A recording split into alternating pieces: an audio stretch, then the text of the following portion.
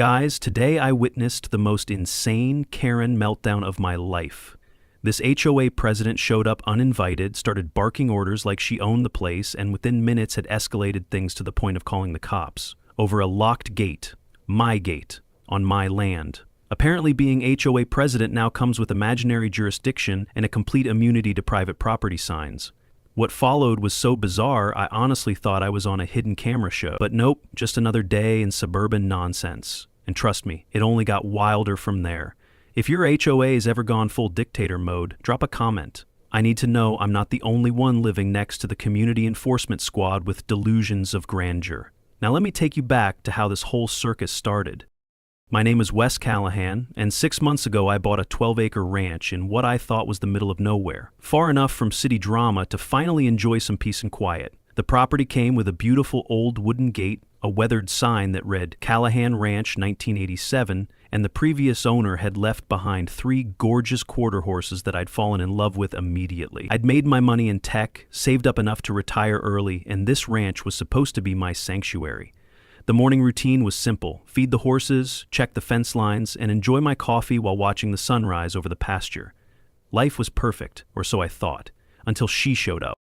I was out by the horse fence, brushing down my favorite horse, when I heard voices approaching from the dirt road that ran along my property line. Now, this wasn't unusual since there was an old walking trail that skirted the edge of my land, but what caught my attention was the fact that these voices were getting closer, and they definitely weren't staying on the trail. I looked up to see a woman in her late 30s leading a small group of people directly through my front gate and onto my property. She had disheveled clothes and messy hair, but what really caught my attention was the bright pink notebook she was carrying with obvious cartoon characters on the cover. "Excuse me," I called out, setting down my brush and walking toward the group. "This is private property. Can I help you with something?" The woman turned toward me with the most condescending expression I'd ever seen, her eyes narrowing as she looked me up and down like I was some kind of pest she needed to swat away. Behind her, 3 other people shifted uncomfortably, clearly sensing that something wasn't quite right about this situation. The leader of this little expedition, however, seemed completely unbothered by my question. "This is the old walking trail from the 1980s, she announced, waving her hand dismissively in my direction. "You're new here, so just stay quiet and let us finish our community inspection." As she spoke, I got a better look at that notebook, and I kid you not, it was covered in Hello Kitty characters. She was taking this whole thing seriously, jotting down notes in her cartoon notebook while standing uninvited on my property. "I'm Denise Halford, president of Pine Ridge Estates HOA, and this is our monthly community walkthrough. I should have known any adult with a Hello Kitty notebook was here to destroy lives, not inspect trails." I couldn't help but stare at the Hello Kitty notebook for a moment before responding. "Ma'am, I appreciate that you have community responsibilities, but this isn't community property. This is my ranch, and you're standing in my front yard without permission." The other 3 people in her group began looking around nervously, and I heard one of them whisper, "Denise, are we allowed to be here?" But Denise wasn't backing down. Instead, she opened her Hello Kitty notebook and began writing furiously, muttering something about attitude violations and failure to cooperate with community leadership. "Listen here," she said, pointing the pen at me like it was some kind of weapon. "I've been managing this community for 3 years, and I know every inch of this area. This walking path has been used by residents since before you ever showed up with your horses and your attitude."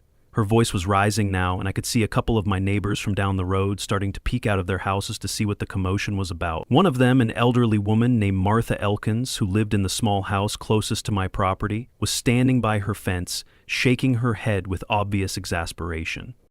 The tension was getting thick, and I could tell this wasn't going to end well. "Ma'am, I'm going to ask you one more time to please leave my property. If you'd like to discuss community matters, you're welcome to call me, but right now you're trespassing." Denise's face turned bright red, and she snapped her Hello Kitty notebook shut with such force that I thought she might break it.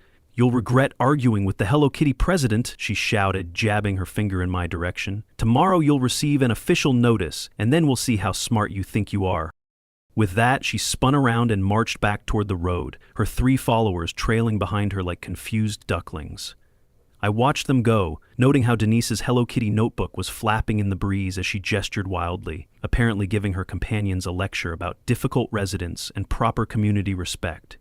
Martha Elkins caught my eye from across the way and simply shrugged, as if to say, "Welcome to the neighborhood." As the group disappeared down the road, I had this sinking feeling that my peaceful ranch life was about to get a lot more complicated.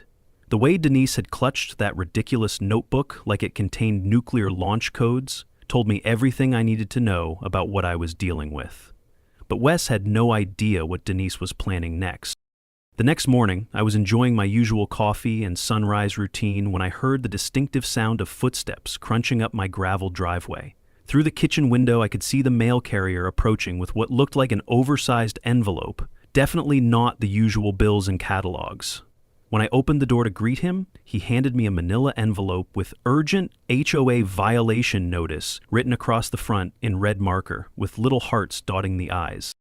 I opened the envelope right there on the porch, and what I found inside was both hilarious and concerning at the same time. The official notice was written on Hello Kitty stationery, and the content was even more bizarre than the presentation.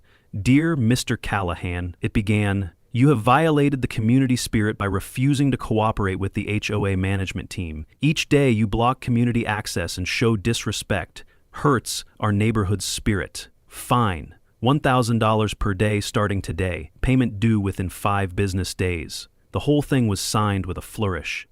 Denise Halford, President, Pine Ridge Estates, HOA. Community spirit? Is that even a real violation? I said out loud, causing my horse to look up from his morning hay with what I swear was an amused expression. For a second, I actually wondered if she had some obscure municipal code on her side. Maybe there really was some ancient walking right I didn't know about. But then I remembered the Hello Kitty notebook and realized I was giving this woman way too much credit. This was getting ridiculous, and I decided it was time to do some research. I went inside, fired up my laptop, and spent the next hour diving deep into local property records and HOA documentation. What I discovered was going to change everything, and I could hardly believe what I was seeing on my screen. According to every official document I could find, county records, property surveys, and even the original HOA charter from 1995, my ranch was located completely outside the boundaries of Pine Ridge Estates HOA, not even close to the border, but a full quarter-mile beyond their jurisdiction. I double-checked the property lines, cross-referenced the addresses, and even called the local records office to confirm what I was seeing. The clerk confirmed what the documents showed. My property had never been part of any homeowners association. Armed with this information, I printed out copies of the official boundary maps and property surveys, then decided it was time for a friendly neighborhood conversation. I walked over to Denise's house, a modest 2-story that she apparently shared with her younger sister, and found her in the front yard with 4 other HOA members, apparently holding some kind of emergency meeting. They were all gathered around a folding table covered with papers, and Denise was gesticulating wildly with her Hello Kitty notebook, clearly worked up about something. "Excuse me, Mrs. Halford," I called out as I approached the group. "I received your letter this morning, and I was hoping we could clear up a small misunderstanding." Denise looked up from her notebook with a smug expression, clearly expecting me to apologize or offer to pay the ridiculous fine she'd invented. "I'm glad you've come to your senses," she said, crossing her arms. "The community doesn't tolerate disrespectful residents, and it's about time you learn to follow the rules like everyone else." I smiled and pulled out the property documents I'd printed. "Actually, I was wondering if you could help me understand something. According to these official county records, my ranch is located outside the Pine Ridge Estates HOA boundaries. In fact, it's never been part of any HOA. So I'm curious, how exactly can property that's not in your jurisdiction be subject to your fines?" The silence that followed was absolutely priceless. You could have heard a pin drop as the 4 other HOA members leaned in to look at the documents I was holding. One of them, a woman in her 50s, took a closer look at the boundary map and said, "Wait, Denise, is this accurate? His property really isn't in our HOA?" Another member, an elderly gentleman with a confused expression, added, "I thought you said all the properties in this area were part of our association." Denise's face was turning red again, but this time it was clearly embarrassment rather than anger. You don't understand anything," she stammered, snatching the papers from my hands. "I'm the president. I've been managing this community for 3 years. I know what properties are included." But the damage was done. I could see doubt creeping into the faces of the other HOA members as they looked back and forth between the official documents and their increasingly flustered president. "Actually," I said calmly, "I think there might be some confusion about your authority in this area. This letter you sent me, was this an official HOA fine or more like a personal opinion?" Told me I'd hit the nail on the head. Denise was practically vibrating with anger now, clutching her Hello Kitty notebook to her chest like it was some kind of shield. "I don't need to explain anything to you," she shouted. "I'm the president and what I say goes." With that, she turned and stormed into the house, slamming the door behind her so hard that I'm surprised it didn't come off its hinges. The remaining HOA members looked at each other awkwardly, then quietly gathered their papers and dispersed without another word. I could tell they were starting to question everything Denise had told them about her authority and the scope of their community rules. Denise was about to make her biggest mistake yet. 2 days after the boundary map incident, I was out checking the fence line when I spotted Denise marching up my driveway with a folder full of papers clutched in her hands. This time she was alone, which I took as either a good sign or a very bad sign. With Denise, it was hard to tell the difference. She had that same determined expression she'd worn during our first encounter, but there was something different about her demeanor. She seemed more desperate, more frantic, like someone who was running out of options and knew it. "Mr. Callahan," she called out before she'd even reached the porch, "I have proof of the community walking rights from 1985. You can't keep ignoring official documentation."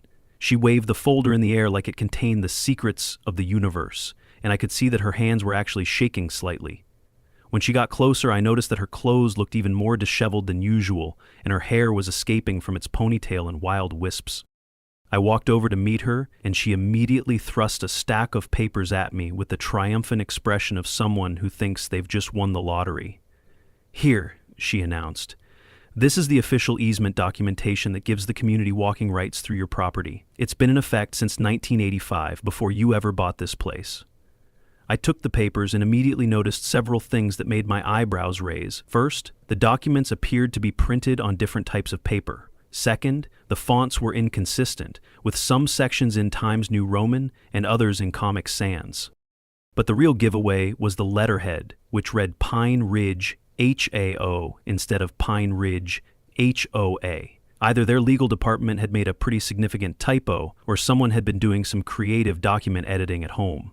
"Denise," I said, looking up from the papers, "do you know how official easement documents are supposed to look?" She crossed her arms defensively. "Those are completely legitimate. If you don't believe them, then sue me." The challenge in her voice was unmistakable, but I could also hear a note of uncertainty creeping in. I pulled out my phone and called Martha Elkins, who had mentioned during a previous conversation that she'd lived in the area for over 30 years and might have some insight into local property history. "Martha, it's Wes. I'm sorry to bother you, but could you possibly check with the local records office about any easements on my property? Someone's claiming there's been a walking right in place since 1985. Martha's response was immediate and definitive. "Honey, I've been here since 1978, and there's never been any public walking path through that ranch. Let me make a quick call and get back to you." While I waited for Martha to call back, Denise stood in my driveway, tapping her foot impatiently and muttering things under her breath about difficult residents and community cooperation. When my phone rang 15 minutes later, Martha's voice was a mixture of amusement and disbelief. "Wes, I just spoke with the records office, and there's absolutely no easement on your property. Never has been. And honey, whoever made those documents you're looking at used Comic Sans font for official letterhead. Real government offices don't use Comic Sans for legal documents." That was the final straw. I'd been patient, I'd been reasonable, and I'd tried to handle this situation with diplomacy, but Denise was clearly committed to making my life difficult through fraud and harassment. It was time to take decisive action. "Denise," I said, handing the fake documents back to her, "I think it's time we establish some clear boundaries here. These documents are obviously fake, and your behavior is becoming increasingly concerning. I'm going to need you to stay off my property from now on." The look on her face was pure rage mixed with panic. "You can't do this to me," she screamed. "I'm the HOA president. I have rights." But I was already walking toward my truck, where I kept the supplies I'd been planning to use for a different project. It was time to install the ranch gate I'd been considering since I moved in. I'd installed the new gate not just for security, but also to watch what would happen when entitlement met metal. Call it a social experiment with steel reinforcement. Over the next 3 hours, I installed a sturdy steel gate with a digital lock system, along with 2 prominent signs: Pilgrim Ranch Property, No Trespassing, and Callahan Ranch, So Violators Will Be Prosecuted. I also set up a small security camera that would give me a clear view of the gate area. The whole time I was working, I could feel Denise watching me from her sister's house, probably plotting her next move. When Denise saw the locked gate later that evening, she'd apparently been driving by to check on the situation, she got out of her car and stood staring at it like it was some kind of personal insult. I watched from my kitchen window as she approached the gate, tested the lock, and then stood there for a full 5 minutes, just staring at the no trespassing signs. Finally, she pulled out her Hello Kitty notebook and started writing furiously, occasionally looking up at the gate with an expression of pure determination. When she finished writing, she looked directly at the security camera and shouted, "You can't keep me out forever! I'll find a way to make you pay for this!" The irony wasn't lost on me. Here was a woman who had spent weeks trying to assert authority she didn't have, over property she didn't own, and now she was threatening to make me pay for protecting my own land. I had a feeling that tomorrow was going to bring something special, and I was actually looking forward to seeing what creative solution Denise would come up with. What Denise did next shocked everyone. The next afternoon, I was inside the house, catching up on some reading, when I heard a strange rhythmic tapping sound coming from the direction of the front gate. At first, I thought it might be a woodpecker, or maybe one of the horses playing with something, but the sound was too regular and persistent to be natural. I looked out the front window and couldn't believe what I was seeing. Denise was standing at my locked gate with what appeared to be a small pink hammer, methodically hitting the lock like she was trying to break it open. I grabbed my phone and moved to a better vantage point where I could see the full scope of what was happening. Denise had come prepared for battle, armed with what I soon realized was a toy hammer, bright pink with Hello Kitty characters painted on the handle. She was wearing her usual stained purple sweater, but now it was paired with muddy jeans and oversized gardening gloves. The sight was both hilarious and concerning, like watching someone try to rob a bank with a water pistol. I had to give her credit for commitment to the Hello Kitty theme, even when committing what was technically vandalism. Tap, tap, tap went the little pink hammer against the steel lock, making about as much impact as a mosquito trying to knock down a tree. I could hear Denise muttering to herself as she worked, occasionally stepping back to examine her progress, then returning to her futile hammering with renewed determination. At one point, she tried a different approach and attempted to climb over the gate, but her loose jeans got caught on the steel bars, and she ended up hanging there awkwardly for several seconds before untangling herself. The whole scene was like watching someone who had never seen a lock before trying to solve the puzzle through brute force. Martha Elkins had apparently heard the commotion and was now standing in her own yard, watching the spectacle with the same fascination you might have for a particularly interesting car accident. She had her phone in her hand, clearly ready to call for help if the situation escalated beyond property damage into something more dangerous. Every few minutes, she would glance toward my house to see if I was aware of what was happening, and I gave her a small wave to let her know I was keeping an eye on things. I could see her shaking her head in disbelief at what 30 years of living in this neighborhood had never prepared her for. The hammering continued for about 10 more minutes, with Denise occasionally stopping to wipe sweat from her forehead and adjust her grip on the tiny pink weapon. It was clear that she was getting frustrated with her lack of progress, because she started hitting the lock harder and faster, creating a rapid-fire tap-tap-tap sound that was probably audible from 3 houses away. Finally, she stepped back, raised the Hello Kitty hammer high above her head, and prepared to deliver what she clearly hoped would be the decisive blow. This was my moment. That's when I decided to implement my master plan. I had installed the gate with a remote control system specifically for convenience, but I hadn't expected it to provide such perfect comedic timing. Just as Denise brought the hammer down with all her might, I pressed the button on my remote control. The gate swung open instantly, causing Denise to lose her balance and stumble forward with the momentum of her mighty swing. She flailed her arms wildly, trying to regain her footing, but physics was not on her side. Time seemed to slow down as I watched her inevitable collision with destiny. Splash! The sound echoed across the yard as Denise face-planted directly into the large mud puddle that had formed in front of the horse trough after yesterday's rain. The Hello Kitty hammer flew out of her hand and landed about 8 feet away in a patch of tall grass, while Denise herself emerged from the muddy water looking like she'd been wrestling with the horses themselves. Her hair was completely soaked and plastered to her head, and her face was covered in a layer of brown muck that made her look like some kind of swamp creature from a horror movie. I walked out of the house with what I hoped was an expression of genuine concern, though I'll admit it was hard to keep a straight face given the situation. "Denise, are you okay? Do you need me to call an ambulance?" I asked, reaching for my phone as if I was genuinely worried about her well-being. She struggled to her feet, spitting mud and wiping her eyes with the back of her muddy gloves, and I could see that her dignity had taken just as much of a hit as her physical appearance. Part of me felt bad. The other part remembered her fake fines and laughed louder. The universe had delivered perfect justice with impeccable timing. You did this on purpose, she sputtered, pointing an accusatory finger at me while mud dripped from her hair onto her shoulders. You humiliated me. You're going to pay for this.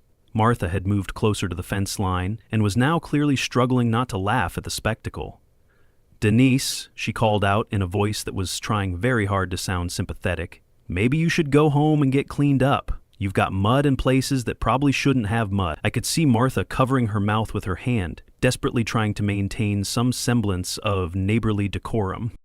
But Denise wasn't ready to admit defeat. She retrieved her Hello Kitty hammer from the grass, held it up like some kind of war trophy, and pointed it directly at me with the kind of dramatic flair usually reserved for courtroom dramas. I'm calling the police, she declared, her voice carrying across the yard with surprising authority, considering she looked like she'd just lost a fight with a swamp monster. With luck. You assaulted me. You set a trap. This is attempted murder. The way she said attempted murder while holding a toy hammer and dripping with horse trough mud was so absurd that I actually started to worry she might be having some kind of mental breakdown. The next phone call would change everything.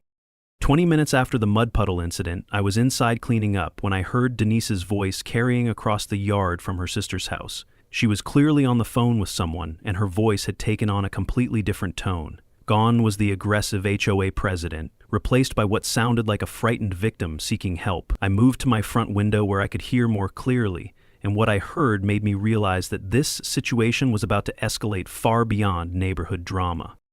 911, I need help immediately, Denise was saying, her voice shaking with what sounded like genuine fear.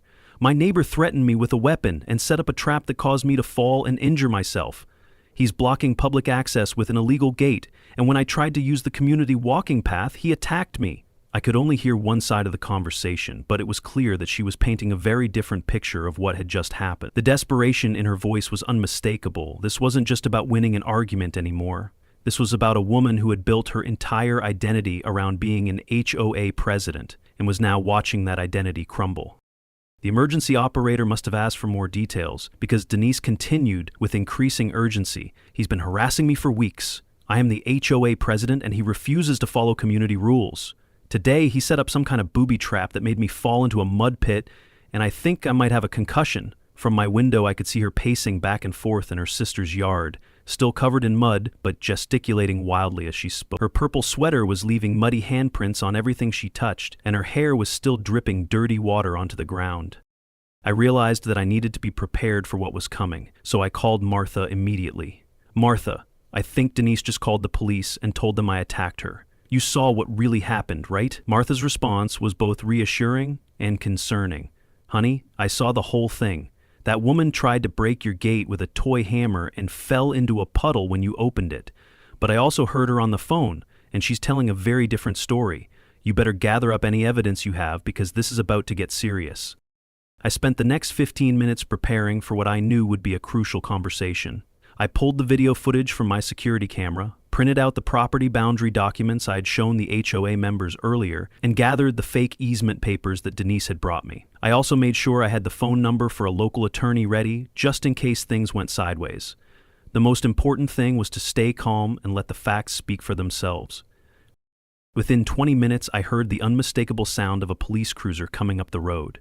Through my window, I could see Deputy Troy Maddox stepping out of his patrol car, a young officer I'd heard good things about from other neighbors. He was tall, professional-looking, and carried himself with the kind of calm confidence that suggested he'd dealt with neighbor disputes before. What happened next would determine whether justice would prevail or whether Denise's version of events would carry the day. Before Deputy Maddox could even reach my front door, Denise came running out of her sister's house like a woman possessed. She had changed out of her muddy clothes into a clean outfit, but her hair was still damp and there were still traces of mud under her fingernails. "Officer, thank God you're here," she called out, practically throwing herself in front of the deputy. "He's the one. He attacked me and set up illegal barriers to block public access. I'm the HOA president and I was just trying to do my job when he assaulted me." Deputy Maddox held up his hand in a gesture that clearly meant slow down, and I could see him taking in the scene. The locked gate, the no trespassing signs, and the still visible mud puddle where Denise had taken her tumble. "Ma'am, I'm going to need to speak with both parties separately to understand what happened here. Can you please step back and let me assess the situation?" His voice was calm but authoritative, and I felt a wave of relief that we were dealing with a professional who wasn't going to jump to conclusions. Denise clearly wasn't happy about being asked to wait, but she reluctantly stepped back while continuing to mutter things about community safety and illegal gate installations. I could see Martha positioning herself near her fence line, where she would be able to witness whatever conversation was about to take place. The deputy approached my front door and I opened it before he could knock.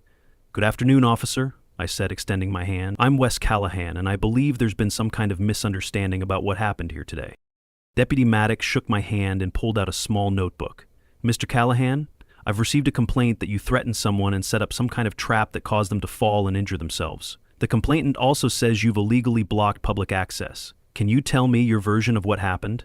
His tone was neutral and professional, giving no indication of whether he believed Denise's story or not. I took a deep breath and prepared to tell the truth, knowing that the next few minutes would determine the outcome of this entire bizarre situation. Who would the deputy believe?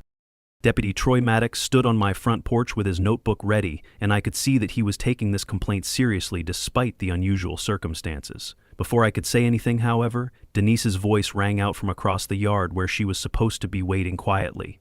"Officer, you need to arrest him right now. He's a danger to the community." Deputy Maddox turned toward her with an expression of professional patience that suggested he'd dealt with overeager complainants before.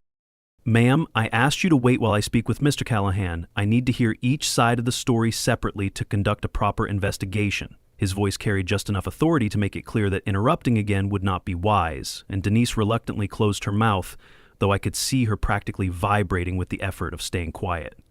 The deputy turned back to me and gestured toward the gate area. "Sir, can you walk me through what happened here today?" I led Deputy Maddox toward the gate, explaining the situation step by step. "Officer, I have video footage of the entire incident from my security camera. Mrs. Halford came onto my property and attempted to break my gate lock with what appears to be a toy hammer. When she raised the hammer to strike the lock, I remotely opened the gate for safety reasons, and she lost her balance and fell into that mud puddle over there." I pointed to the still visible puddle, then pulled out my phone to show him the recorded footage. The deputy watched the video carefully, and I could see him struggling not to smile when the footage showed Denise wielding the bright pink Hello Kitty hammer. "Is that a toy hammer, sir?" he asked, rewinding the video to get a better look. "Yes, officer. It appears to be a children's toy, probably designed for play rather than actual construction work." The absurdity of the situation wasn't lost on either of us, but Deputy Maddox maintained his professional demeanor as he continued reviewing the evidence. "Mr. Callahan, Mrs. Halford claims this is public property and that you've illegally blocked access to a community walking path. Do you have documentation showing ownership of this land?" I handed him the property deed and the boundary maps I'd printed earlier. "Officer, this ranch has never been part of any HOA or community association. It's completely private property, and I have the county records to prove it." Deputy Maddox examined the documents carefully, then pulled out his own device to cross-section the property information with official records. After several minutes of checking and double-checking, the deputy looked up from his device with a clear expression of understanding. "Mr. Callahan, according to county records, this property is indeed privately owned and not subject to any homeowners association rules or community access requirements." He turned toward where Denise was waiting and called out, "Ma'am, can you please come over here? I need to ask you some questions about your claims." Denise practically ran over to where we were standing, clearly eager to present her side of the story. "Officer, I'm the president of Pine Ridge Estates HOA, and I've been managing this community for 3 years. This property has always been part of our walking trail system." But when Deputy Maddox showed her the same property records he'd just reviewed, her confidence began to visibly waver. "Ma'am, these official county records indicate that this property is not within your HOA boundaries and never has been. Can you provide documentation to support your claim?" The change in Denise's demeanor was immediate and dramatic. The angry, authoritative HOA president was suddenly replaced by a confused and increasingly desperate woman who clearly hadn't expected to be challenged with actual facts. That can't be right," she stammered, looking back and forth between the deputy and the documents. "I've been the president for 3 years. I know every property in our community." But Deputy Maddox wasn't swayed by her protests. "Ma'am, I also need to address the assault allegation you made when you called 911. In the security footage I just reviewed, I can see that Mr. Callahan was inside his house when you fell, and the fall appears to have been accidental when the gate opened. However, I can clearly see you attempting to damage his property with what appears to be a hammer." Denise's face went through several shades of red as the reality of her situation began to sink in. "Officer, you don't understand," she said, her voice taking on a pleading tone. "He's been harassing me. He refuses to follow community rules. He's disrupting the harmony of our neighborhood." But Deputy Maddox had clearly heard enough. "Ma'am, based on the evidence I've reviewed, the property records, the security footage, and witness statements, it appears that you have been trespassing on private property and attempting to damage Mr. Callahan's gate." I could see Martha Elkins approaching from her yard, clearly ready to provide her own witness testimony if needed. Deputy Maddox noticed her as well and called out, "Ma'am, did you witness what happened here today?" Martha nodded and walked over to join our conversation. "Officer, I've lived next door for 30 years and I saw the whole thing. Mrs. Halford has been harassing Mr. Callahan for weeks, claiming authority she doesn't have over property she doesn't manage." Deputy Troy was about to make his decision. Deputy Troy Maddox closed his notebook and looked directly at Denise with the kind of serious expression that law enforcement officers reserve for moments when they're about to deliver news that someone really doesn't want to hear. The afternoon sun was starting to cast long shadows across the ranch, and I could see that Martha was positioning herself where she could witness whatever was about to happen. This felt like one of those moments that would either restore sanity to my peaceful ranch life or escalate into something even more complicated. "Mrs. Halford," the deputy began, his voice carrying the weight of official authority. "Based on the evidence I've reviewed, the property records, the security camera footage, and witness testimony, I need to inform you that you are currently trespassing on private property." The words hit Denise like a physical blow, and I watched her face cycle through disbelief, anger, and what appeared to be genuine shock. "Officer, you don't understand," she protested, her voice rising to a pitch that probably startled the horses. "I'm the HOA president. I've been managing this community for 3 years. This man is lying to you." But Deputy Maddox wasn't finished. "Ma'am, the county records are very clear. This property has never been part of any homeowners association, and Mr. Callahan has every right to control access to his land. Furthermore, attempting to damage someone's gate with a hammer, even a toy hammer, constitutes attempted vandalism." He gestured toward the pink Hello Kitty hammer, which was still lying in the grass where it had landed after Denise's tumble. "I could arrest you right now for trespassing and attempted property damage." The word arrest seemed to hit Denise like a bucket of cold water. All the fight went out of her at once, and she suddenly looked less like an authoritative HOA president and more like a middle-aged woman who had gotten herself into a situation way over her head. This can't be happening," she whispered, looking around as if she expected someone to jump out and tell her this was all an elaborate prank. "I was just doing my job. I was trying to maintain community standards." Deputy Maddox pointed directly toward the road, his gesture unmistakably clear. "Ma'am, this isn't a request. You need to leave this property now." The firmness in his voice left no room for argument or negotiation. "And if you continue to harass Mr. Callahan or attempt to enter his property without permission, you will be arrested for stalking and criminal trespass. Do you understand me?" Denise stood there for a moment, swaying slightly, as if the words were physically pushing her backward. I watched as the full reality of the situation sank in for Denise. Her shoulders sagged, her defiant posture crumbled, and for the first time since I'd met her, she looked genuinely defeated. The wind picked up slightly, blowing her still damp hair across her face, and I could see that she was struggling not to cry. I understand," she said quietly, her voice barely audible. "I apologize for the misunderstanding." The words seemed to physically pain her, like she was admitting defeat in a war she'd been fighting her entire adult life. As Denise slowly walked toward the road, something fell from her bag and landed in the dirt, her Hello Kitty notebook. She glanced back at it but kept walking, her steps growing more unsteady with each yard. She didn't even pick up the Hello Kitty notebook when it fell from her bag. It lay there in the dirt like a symbol of her unraveling, a childhood relic weaponized for suburban war, now defeated by reality. The pink cover was already getting dusty and pages were starting to flutter in the breeze, revealing weeks of angry notes about neighbors who had never actually been under her authority. Martha approached our little group with information that would put the final nail in the coffin of this bizarre situation. "Officer, I feel like I should mention that Mrs. Halford has done similar things to other families in the area. She put official-looking HOA notices on my car for parking in my own garage, And she called the city about my fence height even though my property isn't in any HOA either. This revelation seemed to confirm what Deputy Maddox had probably already suspected, that this wasn't an isolated incident, but part of a pattern of behavior. "Ma'am," the deputy called out as Denise reached the edge of my property, "I'm filing a report about this incident. Any future harassment of Mr. Callahan or any other residents will result in immediate arrest. You might want to familiarize yourself with the actual boundaries of your HOA before you approach anyone else about violations." Denise didn't turn around or acknowledge the warning, but I could see her shoulders shaking as she walked away, whether from anger, embarrassment, or the delayed shock of nearly being arrested. After Denise disappeared around the corner, heading back to her sister's house, the mood in my front yard immediately lightened.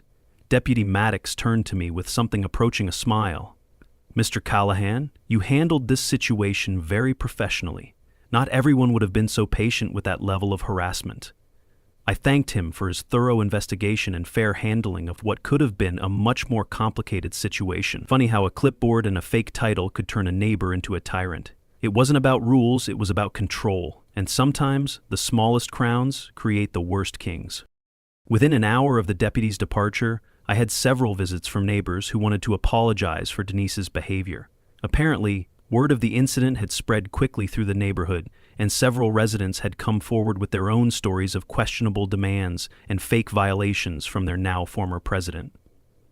A young couple from 3 houses down stopped by. The husband admitted, "She once fined us for leaving a stroller on the porch." His wife added, "We didn't even have kids back then. It belonged to my sister." They laughed, but there was still fear in it. The kind of nervous laughter that comes after surviving something you didn't fully understand was happening to you. Martha told me that an emergency HOA meeting had been called for the following evening to discuss removing Denise as president. Half the neighborhood didn't even know she was making up violations for properties outside our community, she said, shaking her head in disbelief. The other half were too scared to question her because she seemed so official. It was a reminder of how easily authority can be manufactured and how desperately some people want to believe that someone else is in charge of keeping order. As the sun set over Callahan Ranch that evening, I opened my gate and invited Martha and a few other neighbors to come see the horses and enjoy the peaceful evening. For the first time in 3 weeks, my property felt like the sanctuary I'd intended it to be when I bought it. The horses seemed to sense the change in atmosphere and were more relaxed than they'd been since the whole ordeal began. Even my most skittish horse let Martha feed him carrots, something he'd been too nervous to do while all the drama was happening. The lesson in all of this, I realized, was simple. Sometimes you don't need to fight crazy, you just need to let the truth speak for itself. Document everything, know your rights, and remember that bullies usually back down when confronted with facts and consequences. And if you're ever dealing with your own HOA Karen, invest in a good security camera system. You never know when you'll need video evidence of someone trying to break your gate with a Hello Kitty hammer.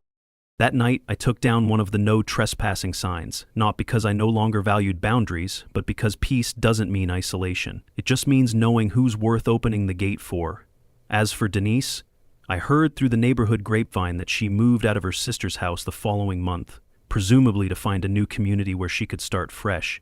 I hope she learned something from this experience, but honestly, that's not my problem anymore. My ranch is peaceful, my horses are happy, and my gate works perfectly, especially the remote control feature. And sometimes, when the wind blows just right, I swear I can still see that Hello Kitty notebook tumbling across the field like suburban tumbleweed. A reminder that even the smallest power trips eventually run out of road.